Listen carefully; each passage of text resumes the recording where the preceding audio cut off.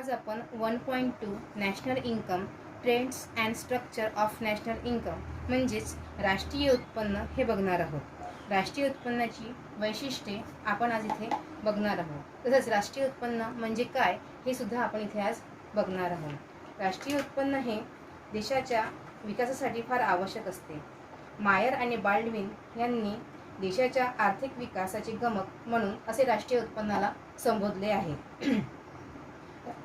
राष्ट्रीय उत्पन्नावरून देशाच्या अर्थव्यवस्थेचे स्वरूप आणि अर्थव्यवस्थेची वैशिष्ट्ये कशी आहे हे आपल्याला लक्षात येत असते। एवढेच नाही तर विकासाची गती ही कशी आहे हे सुद्धा राष्ट्रीय उत्पन्नावरून आपल्याला कळत असते। त्यासाठी राष्ट्रीय उत्पन्न हे फार महत्त्वाचं आहे। व्याख्या: एका वर्षाच्या कालावधीत उत्पादित एकंदर वस्तूचे व सेवांचे द्विमापन न होता केलेले मोजमाप म्हणजे राष्ट्रीय उत्पन्न होय। म्हणजे राष्ट्रीय उत्पन्न हे एखाद्या विशिष्ट कालखंडातील एकूण उत्पन्न असते। उत्पन्न ही मौद्रिक संकल्पना आहे। त्यामुळे राष्ट्रीय उत्पन्नाच्या संदर्भात देशातील विशिष्ट काळात विशिष्ट वेळेत उत्पादित झालेल्या वस्तूंच्या व सेवांच्या परिणामाचा विचार राष्ट्रीय उत्पन्नामध्ये केला जातो। म्हणजेच एखाद्या वर्षात देशात उत्पादित झालेल्या वस्तूंच्या व सेवांच्या एकूण परिमाणाचे मुद्रेतील मूल्य म्हणजे राष्ट्रीय उत्पन्न होय। यामध्ये एक वर्षाचा काळ हा लक्षात घेतलेला असतो। अशा प्रकारे राष्ट्रीय उत्पन्नाची व्याख्या आपली पूर्ण होत असते। राष्ट्रीय उत्पन्नाची वैशिष्ट्ये: कृषी क्षेत्रावर अत्याधिक भर। 2011 आणि 12 या वर्षांमध्ये जर आपण बघितलं तर राष्ट्रीय उत्पन्नामध्ये कृषी क्षेत्राचे योगदान हे 13.9 एवढे होते। यावरून आपल्याला लक्षात येते की राष्ट्रीय उत्पन्नामध्ये कृषी क्षेत्राचे सगळ्यात जास्त योगदान आपल्याला दिसून येते। म्हणून कृषी क्षेत्राचं महत्त्व राष्ट्रीय उत्पन्नामध्ये फार जास्त आहे।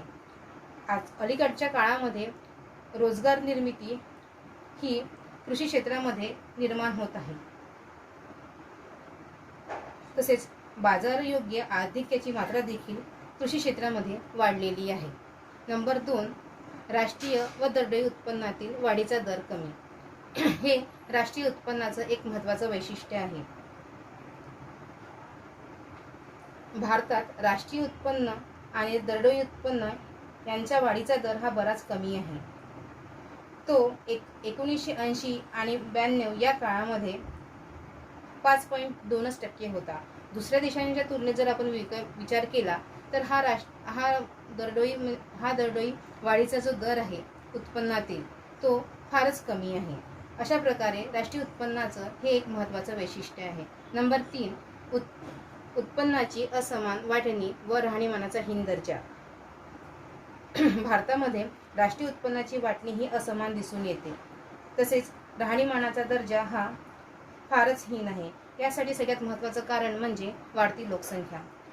वाढत्या लोकसंख्येमुळे राहणीमानाचा जो दर्जा आहे तो आपल्याला हीन दिसते आणि बेरोजगारीचे प्रमाण सुद्धा जास्त असते। कारण की वाढत्या लोकसंख्येला आवश्यक असलेला रोजगार पुरविला जात नाही। त्यामुळे उत्पन्नाची असमानता आणि राहणीमानाचा हीन दर्जा हा आपल्याला इथे दिसून येत असतो। नंबर 4, तृतीय क्षेत्राच्या वाट्यातील वाढ। तृतीय क्षेत्र म्हणजे सेवा क्षेत्र। या क्षेत्रामध्ये उत्पादनाचे जास्तीत जास्त संकल्प किंवा योजना तयार होत असतात। त्यामुळे या क्षेत्राचा वाटा हा राष्ट्रीय उत्पन्नामध्ये जास्त आहे। अलीकडच्या काळात जर आपण विचार केला तर हा वाटा 42.7 पर्यंत इतका वाढलेला आहे। नंतरचा पॉईंट आहे वेगवेगळ्या क्षेत्रांचा कमी अधिक विकास। भारतामध्ये प्राथमिक, द्वितीयक आणि तृतीय क्षेत्रांचा विकास हा सारख्याच गतीने झालेला आपल्याला आढळून येत नाही। कारण की प्राथमिक क्षेत्रामध्ये कृषी विकास, मत्स्यपालन ह्या सगळ्या गोष्टींचा विकास हा इतक्या जास्त प्रमाणात झालेला नाही। त्या तुलनेमध्ये जर आपण विचार केला तर द्वितीय क्षेत्र आणि तृतीय क्षेत्र म्हणजे घरबांधणी वगैरे तृतीय क्षेत्रात येतात आणि बँकिंग सेवा या तृतीय क्षेत्रात येतात। तर यांचा विकास जास्त वेगाने झालेला आहे। त्याचा सुद्धा राष्ट्रीय उत्पन्नामध्ये सगळ्यात महत्त्वाचा वाटा आहे आणि हे त्याचं एक महत्त्वाचं वैशिष्ट्य आहे। नंतरचा पॉईंट प्रादेशिक भिन्नता। प्रादेशिक भिन्नता हे भारतीय अर्थव्यवस्थेचं एक महत्त्वाचं वैशिष्ट्य असून तेच राष्ट्रीय राष्ट्रीय उत्पन्नाचं सुद्धा एक महत्त्वाचं वैशिष्ट्य आहे. कारण की आपण विचार केला तर राष्ट्रीय उत्पन्नाच्या बाबतीमध्ये 6 राज्य हे समोर असतात. सगळ्यात नंबर 1 जर बघितलं तर पंजाब राज्य हे सर्वात वरच्या क्रमांकावर आहे. त्यानंतर बिहार राज्य हे आहे. प्रादेशिक भिन्नता म्हणजे उपलब्ध असलेली नैसर्गिक साधनसामुग्री ही या राज्यांमध्ये विपुल प्रमाणात आहे. पाणी, जमीन या सगळ्या गोष्टी, सुपीकता या सगळ्या गोष्टी या राज्यांमध्ये उपलब्ध असल्यामुळे राष्ट्रीय उत्पन्नामध्ये याचा वाटासुद्धा जास्त आहे आणि हे राष्ट्रीय उत्पन्नाचं एक महत्त्वाचं वैशिष्ट्य आहे. नंतरचा पॉईंट ग्रामीण व नागरी भिन्नता. भारताच्या ग्रामीण क्षेत्रातील उत्पन्नता आणि उत्पन्नात नागरी आणि ग्रामीण भागाची भिन्नता आढळून येत असते. हे एक महत्त्वाचं वैशिष्ट्य आहे राष्ट्रीय उत्पन्नाचं. कारण ग्रामीण भागामध्ये वस्तू विनिमय पद्धती उपलब्ध आहे. तसेच ग्रामीण भागामध्ये शेती या व्यवसायाला प्राथमिक दर्जा दिलेला गेला असल्यामुळे आणि त्यावर आधारित असलेले उद्योग केले गेल्यामुळे राष्ट्रीय उत्पन्नाचे योग्य मोजमाप करता येत नाही. तसेच नागरी भागामध्ये उद्योग व्यापार हे जास्त असल्यामुळे यांचा भाग हा इथे जास्त दिसून येत असतो. यांचा वाटा हा राष्ट्रीय उत्पन्नामध्ये जास्त दिसून येत असतो. म्हणून ग्रामीण व नागरी भिन्नता आपल्याला दिसून येत असते. नंतरचा पॉईंट आहे लघु उद्योगाचे महत्त्व. लघु आणि कुटीर उद्योगाचे महत्त्व हे राष्ट्रीय उत्पन्नाचं एक महत्त्वाचं वैशिष्ट्य आहे.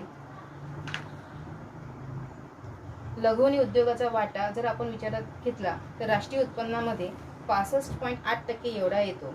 त्यामुळे यावरून लक्षात येते की राष्ट्रीय उत्पन्नामध्ये लघु आणि कुटीर उद्योगाचा किती महत्त्व आहे. नंतरचा पॉईंट आहे सार्वजनिक आणि खाजगी क्षेत्र. सार्वजनिक आणि खाजगी क्षेत्र हे राष्ट्रीय उत्पन्नाचं एक महत्त्वाचं वैशिष्ट्य आहे.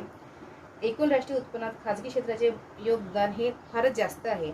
ते योगदान जर आपण बघितले तर 75.8% एवढे येते. तसेच बाकीचे 24.2% हे योगदान सार्वजनिक क्षेत्राचे आहे. यावरून आपल्याला हे लक्षात आलेलं आहे की राष्ट्रीय उत्पन्नामध्ये या सगळ्यांचे किती महत्त्वाचे स्थान आहे. ही आपली राष्ट्रीय उत्पन्नाची प्रमुख वैशिष्ट्ये झालेली आहेत. आता आपण राष्ट्रीय उत्पन्नाचे महत्त्व पाहूया.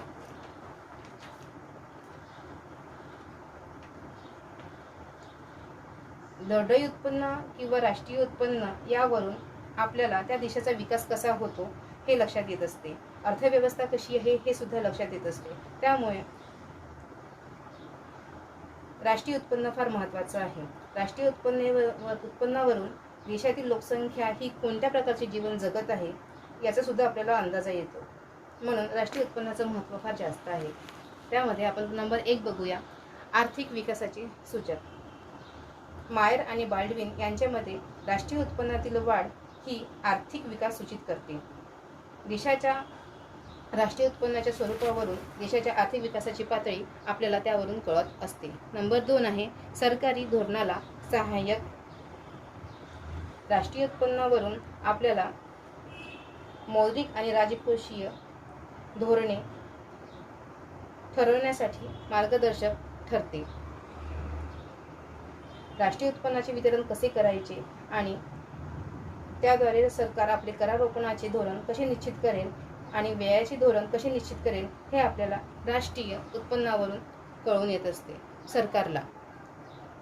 नंतरचा पॉईंट आहे आर्थिक नियोजनाला मार्गदर्शक. आर्थिक नियोजन ठरविण्यासाठी राष्ट्रीय उत्पन्न फार महत्त्वाचे आहे. राष्ट्रीय उत्पन्नाच्या आकडेवारीवरून नियोजनाची उद्दिष्टे कितपत साध्य झालेली आहे हे आपल्याला लक्षात येते आणि आर्थिक विकासाचे कार्यक्रम कोणते आपण आणखी पुढे तयार करू हे सरकारला लक्षात येत असते. नंतरचा पॉईंट आहे तुलनात्मक अध्ययनाचा आधार. वेगवेगळ्या देशांच्या विशिष्ट कालखंडातील राष्ट्रीय उत्पन्नाची तुलना केली तर त्यावरून आपल्याला हे लक्षात येते. त्यावरून आपल्याला त्या देशातील राष्ट्रीय आर्थिक परिस्थिती ही कशी आहे हे लक्षात येते. राष्ट्रीय उत्पन्नावरून आपल्याला देशाची विकासाची गती ही कोणत्या प्रकारे सुरू आहे हे दिसून येत असते. लोकांची राहणीमान कशी आहे हे आपल्याला त्यावरून कळून येत असते. अशा प्रकारे तुलनात्मक अध्ययनाचा आधारसुद्धा राष्ट्रीय उत्पन्नच आहे. नंतरचा पॉईंट आहे अर्थव्यवस्थेच्या स्वरूपाचे सूचक. राष्ट्रीय उत्पन्नावरून आपल्याला अर्थव्यवस्थेचे स्वरूप कसं आहे आणि कोणत्या क्षेत्राचे किती योगदान आपल्याला त्यामध्ये आढळून आलेले आहे, किती योगदान आहे हे याची माहिती आपल्याला राष्ट्रीय उत्पन्नावरून कळत असते. अर्थव्यवस्थेच्या उद्योग, कृषी, सेवा इत्यादी क्षेत्रांमध्ये राष्ट्रीय उत्पन्नाचा वाटा हा किती आहे आणि त्यामुळे देशाची आर्थिक परिस्थिती ही कशी होत चाललेली आहे किंवा विकासाची गती ही कशी आहे हे आपल्याला राष्ट्रीय उत्पन्नावरून लक्षात येत असते. नंतरचा पॉईंट आहे 6वा, संपत्तीच्या वितरणाचे सूचक. देशाच्या आर्थिक संपत्तीचे केंद्रीकरण झाले आहे की विकेंद्रीकरण झाले आहे याची माहिती आपल्याला राष्ट्रीय उत्पन्नाच्या अध्ययनावरून प्राप्त होत असते. त्यामुळे आर्थिक शक्तींच्या प्रवाहाची जी कल्पना आहे ती सुद्धा आपल्याला येत असते. नंतरचा पॉईंट आहे आंतरराष्ट्रीय सहकार्यास उपयोगी. आंतरराष्ट्रीय मुद्रा निधी, जागतिक बँक यांच्यासारख्या जागतिक मौद्रिक संस्था व संघटनांच्या कार्यासाठी आणि विविध देशांमधील आर्थिक सहकार्य वाढविण्यासाठी राष्ट्रीय उत्पन्नाची माहिती आपल्याला उपयोगात येत असते. नंतरचा पॉईंट आहे भांडवलाचा हिस्सा.